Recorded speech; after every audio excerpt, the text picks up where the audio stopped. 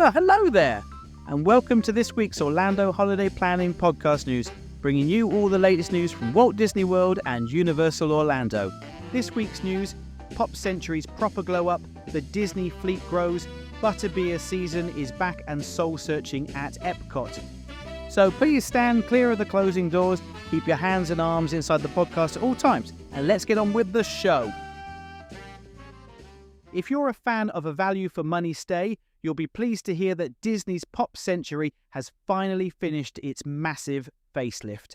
This resort's always been a go-to for British families because of that Skyliner access, but the rooms were starting to look a bit tired. As of this week, the final block of rooms is officially back in service. They've gone for a much cleaner, reimagined look, getting rid of those old carpets in favour of hard flooring and freshening up the tech. The big question everyone was asking was about the beds. Don't worry, the Murphy beds are staying. That table-by-day, bed-by-night setup is a lifesaver for space, and they've kept it. If you've got a trip booked for later this year, you're looking at a much more modern experience for your money. It's still Pop Century at its heart, but it finally feels like it belongs in 2026. While things are busy on land, Disney Cruise Line has just dropped some massive news for the high seas. They've officially introduced the 9th ship in the family, the Disney Believe. This is the latest addition to a fleet that seems to be expanding at a rate of knots lately. The Believe is leaning hard into the heavy hitters. We're talking entire decks dedicated to Marvel and Star Wars experiences that go way beyond a simple meet and greet. Word is, they've built a brand new hyperspace lounge variant that's twice the size of the one on the Wish, plus a Marvel dining experience that actually changes based on the mission you're on. If you've been thinking about adding a cruise onto your Orlando holiday, this ship is likely going to be the one to beat for the sheer wow factor. Look, the reality of a 2026 holiday is that the parks are getting more complex by the day. Between new ships, renovated resorts, and the constant hum of construction, you shouldn't have to spend your entire holiday staring at a screen trying to piece it all together. That's where Orlando Insider comes in. If you want a proper holiday that's actually sorted, head to orlandoinsider.co.uk. When you plan your trip with us, you get a personal Orlando guru to handle the heavy lifting. You'll know exactly where to go, have a sorted itinerary, and get access to our Park Planner app to help you dodge the queues in real time. Stop overpaying for a holiday that doesn't work and get stuck into the fun stuff instead.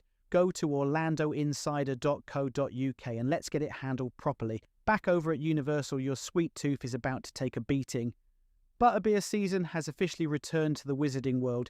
This is the annual celebration where they go absolutely overboard with the fan favourite brew, and for 2026, they've added a few more treats to the list. You've still got the classics, cold, frozen and hot, but they've also rolled out some new confections. We're seeing butterbeer flavoured fudge and even a new clotted cream style ice cream that's exclusive to this window. A souvenir cup will set you back about $18, but the specialty snacks are usually around the $6 to $10 mark.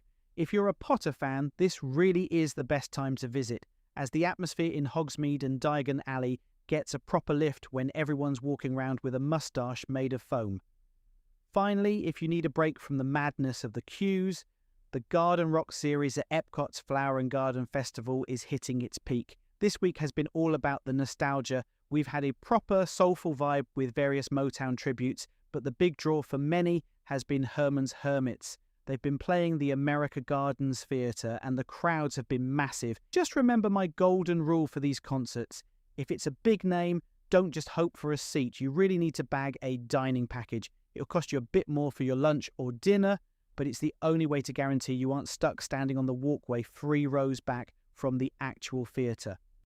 Well, that's all for this week. Thanks as always for listening. My name's Martin. I'm a former Disney cast member and now a full-time Disney travel planner.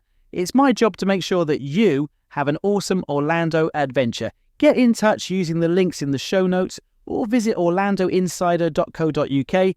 That's Orlando Insider, all one word, .co.uk. And one of the team will be happy to help you create some Disney dreams. Well, for now, have a magical day.